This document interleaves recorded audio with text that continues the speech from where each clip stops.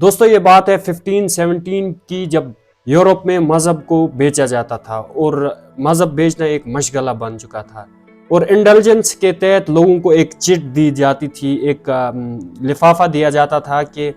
آپ لوگوں کے اتنے گناہ معاف ہو گئے ہیں، آپ اتنے پیسے بھریں آپ کے اتنے گناہ معاف ہوں گے، اور جو جتنے زیادہ پیسے دیتا تھا ان کے اتنے ہی گناہ معاف ہوتے تھے، اور جو اس سے زیادہ دیتا تھا مطلب اپنے گناہ معاف کر کے وہ اپنے جو کھوئے ہوئے، جو ان کے جو مرے ہوئے رشتہ دار تھے یا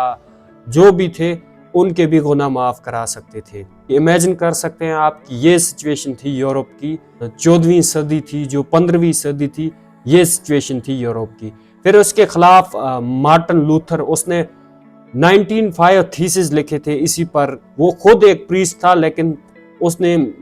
تھیسز لکھے کہ جو گناہ معاف کرنے کا اختیار ہے یا جو بھی اختیار ہے وہ گاڈ کے پاس ہے، وہ کسی انسان کے پاس نہیں ہے، وہ کسی زمینی خدا کے پاس نہیں ہے۔ جب اس نے ویٹنبرگ چرچ میں اپنے 95 تھیسز پیش کیے تو پورے یورپ میں آگ لگ گئی۔ پورے یورپ نے جب پڑھنا شروع کیا، یورپ نے دیکھا کہ یار یہ تو واقعی میں ہمارے ساتھ ظلم کرتے ہیں، یہ تو ویسے پیسے کھاتے ہیں اور اس کا حقیقت کے ساتھ کوئی تعلق نہیں ہے کہ آپ پیسے دے کے اپنے گناہ معاف کراؤ۔ تو اگر آپ یہاں پاکستان کی مثال لے لیں یا ایشیا کے کسی کنٹری کی مثال لے لیں تو یہاں پر اس وقت کرنٹ سچویشن میں بھی یہی کچھ ہو رہا ہے۔ عمران خان پر دی اکانومسٹ نے جو آرٹیکل لکھا ہے وہ آپ پڑھ سکتے ہیں کہ کس طرح یہ پیر کے ساتھ مطلب ان کی وہ گٹھ جوڑ تھا۔ نواز شریف کا بھی اس طرح رہا ہے، بے نظیر بھٹو کا بھی اس طرح رہا ہے۔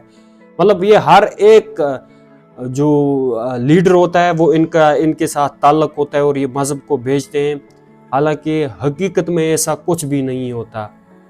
انسان کا اور خدا کا تعلق الگ ہوتا ہے، اس کو کسی کی ضرورت نہیں، اس کو کسی تار کی ضرورت نہیں ہے۔ آپ یہ ایک